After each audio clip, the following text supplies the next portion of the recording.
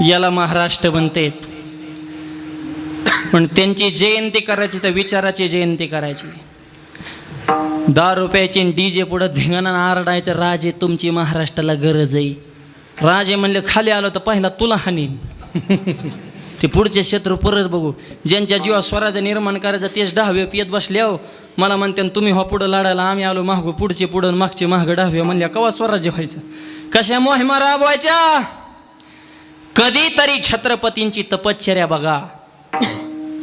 झेंड्यावनं भांडणे, सध्या पुतळ्यावनं भांडणे, टेटसवरून हाना मार्यात, हे महापुरुषाचे विचार नाही. त्यांनी समाज जोडण्याचं काम केले, तोडण्याचं नाही. सगळे सत्पुरुष घ्या, महापुरुष घ्या. भगवान बाबांचं या ठिकाणी अधिष्ठान आहे. 5 कर्मेंद्रे, 5 ज्ञानेंद्र नाकराव मन यांच्यावर ज्यांचा होता ताबा आणि वारकरी संप्रदायात ज्यांनी शोधून काढला गाभा, त्यांचं नाव संत भगवान बाबा. आणि त्यांच्या परंपरेमध्ये सिंहासारखा माणूस म्हणजे भीमसिंह बाबा आणि त्यांचे शिष्य आदरणीय दादा. हे अशी वाघासारखी माणसं वाघासारख्या परंपरेतून घडली जातात. ह्यांनी जातीपातीचं राजकारण कधी केलं नाही. हे फेडा आपल्या डोक्यात आहेत, हे डोक्यातनं काढून टाका. महाराष्ट्राला ही कीड लागली जातीपाती. सध्या देशाचा आणि महाराष्ट्राचा विकास होऊ शकत नाही. गावागावात जाती जातीत आणि धर्माधर्मात भांडणं पिटून गावची शांतता बिघडू नका. 18 पगड जाती ते माणसं एकमेकात अवलंबून एकमेकावर गावगाड्यामध्ये. त्याच्यामुळं हे संप्रदाय आज 18 पगड जातीतली माणसं आहेत. पण माझ्यासमोर मांडेला लावून बसलेत. ही माझ्या ज्ञानोबारांच्या दरबाराची ताकद आहे. दुसरीकडे हे शक्य नाही. एवढ्या माणसाची एखाद्या नेत्याला सभा घ्यायची असती तर 10 लाख खर्च आला असता तरी इतकी आली नसती. जातानी बॉम्ब आली असते. 500ने ठरलं होतं पण 200नेच मिळालं बाय. म्हणजे ज्याने सभा ठेवली त्याचं वाजून गेली असते. इतका समाज विचित्र आहे. पण या ठिकाणी आपण आनंदाने येतो, उत्स्फूर्त सहभाग आहे. कारण इथं सकळाशी येते आहे अधिकार, हा विचार जपला जातो. ही महाराष्ट्राच्या मातीची खऱ्या अर्थाने शिकवण आहे. जिथं समता आहे, बंधुभाव आहे, संशोधन आहे. भारत देशात जर सगळ्यात अगोदर भारताचा पुढचा विचार जर कोणतं राष्ट्र करत असेल तर ते महाराष्ट्र आहे. सगळ्याचा समन्वय, सुवर्ण मध्य अशा वजनदार राष्ट्रातली माणसं आपण आहोत. त्यामुळं महाराष्ट्राला सोबेल असे विचार, असं कृती, असं कार्य आजच्या तरुण पिढीच्या हातनं घडलं पाहिजे. आणि हे विचार तरुणांच्या जीवनात समतेचे, एकात्मतेचे विचार पेरण्याचं काम हे सप्ते करत असतात. नाही तर जगात कुठं काय राहिलं नाही बघा.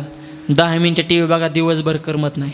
काय त्या टी व्हीला चांगले दरादरी, वाडावडी, आपटापटी, उचला उचली, पळापळी, बुकाबुकी, ह्याचे आले त्याचे गेले, हेव राहिला आणि हेव गेला ना, आला धरला वाढला, ठोकला वाकला, ह्याच्यातच सगळा धिंगाणा चालू. पॉझिटिव्ह काय आहे का? सगळं निगेटिव्हच आहेत ना, नकारात्मक. हो अरे एका आईची लेकरं आहेत बहीण भाऊ, पण जमनीवनं कोर्टात उभा आहेत, वाद चालू आहेत बहीण भावाचे.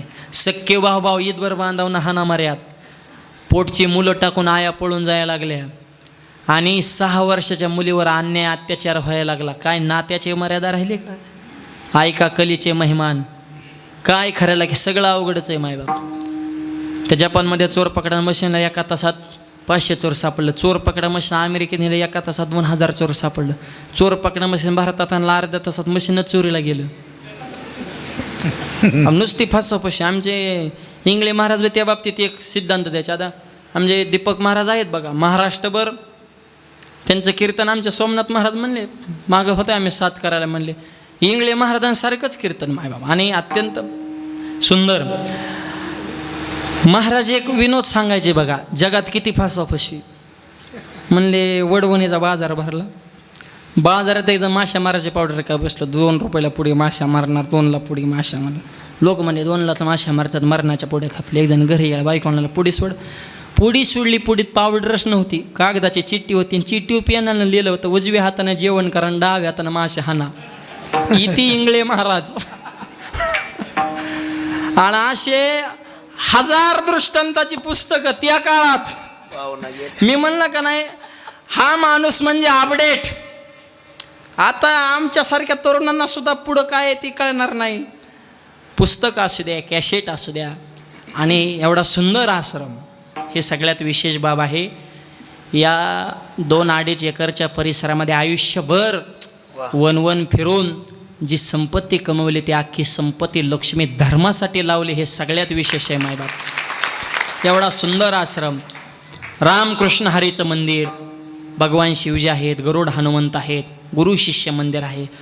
नुसतं मंदिर नाही, मगाशी आम्ही सोपान महाराज आम्ही सगळे फिरलो तर झाडं बी बघा ना तुम्ही, वृक्षवल्ली आम्हा सोयरे पक्षी सुस्वऱ्या, असं प्रसन्न वाटलं पाहिजे. गोरगेवऱ्याची लग्न लागली पाहिजे यासाठी हा सभामंडप आहे, भक्त निवास आहे. कशाचीच कमतर नाही. सगळं आयुष्यामध्ये एवढं वय होई सुद्धा तरुणाला लाजवेल अशी ऊर्जा आणि एवढी धावपळ करून सुद्धा आपल्या मातीत परमार्थ फुलला पाहिजे. आपले मातीतला शेवटचा घटक सुद्धा त्याच्या अंतःकरणात ज्ञानोबा तुकोबांविषयी प्रेम निर्माण झालं पाहिजे, या हेतूनं त्यांनी या आश्रमाची निर्मिती केली. आणि अत्यंत सुंदर असा दर्जेदार आश्रम आपल्या सर्वांसाठी त्यांनी खुला करून ठेवलेला आहे. हा इंगळे महाराजांचा आश्रम नाही, हा तुमच्या आमच्या महाराष्ट्रातल्या सगळ्या जनतेचा आश्रम आहे मायबाप. या भावनेनं सगळा समाज या ठिकाणी येतो मायबाप. आणि ही भावना प्रत्येकाची आहे आणि असावी, फक्त इंगळे परिवार नाही, हे तुमचं आमचं आहे. आणि सगळ्यांनी हा कार्यक्रम पार पाडायचा आहे, हे आपलं आद्य कर्तव्य आहे. विडवलं म्हणून जिथं कमी तिथं आम्ही या भावनेनं आपल्या गावातला आपल्या मातीतला महाराज महाराष्ट्रभर फिरत असून सुद्धा तारीख द्यायची म्हणलं की महाराज आधी आश्रम बोलवायचे, इकडे या. महाराष्ट्रात प्रत्येक गावाने आपलं चिंचवडगाव बघितलं, आश्रम ही माती बघितली. अशा मातीतल्या माणसाला जपलं पाहिजे. असे सप्ते पार पाडत असताना आर्थिक बाजूसुद्धा तेवढी भक्कम असावी लागते. हे प्रत्येकाचं आद्य कर्तव्य. छोटी छोटी गावं बघा किती देणगी चालू आहे. नारायणगडाला बघा, भगवानगडाला ज्ञानोबारांचं मंदिराचं काम चालू आहे. त्या बाहेळा नावाच्या गावानं 100-150 घराचं गाव 4.5 कोटी रुपये देणगी दिली. 4.5 कोटी. हे विचार आपल्यात रोजवा. आपला परिसर, आपला आश्रम, आपलं वैभव टिकवणं ही आपली जबाबदारी आहे. विडवलं आणि हे विचार संत ज्यावेळेस आपल्यावर कृपा करतील त्याच वेळेस खऱ्या अर्थानं आपल्या अंतःकरणामध्ये रुजले जातात. महाराज बास करा. सुरू झाल्यापासून संत संत सांगत बसले, आम्हाला पाहिजे देव, सांगत बसले संताचं. तुकोबाराय म्हणले देवाकडे जायचं असेल तर अगोदर संतांची सेवा करावं लागेल. शेवटच्या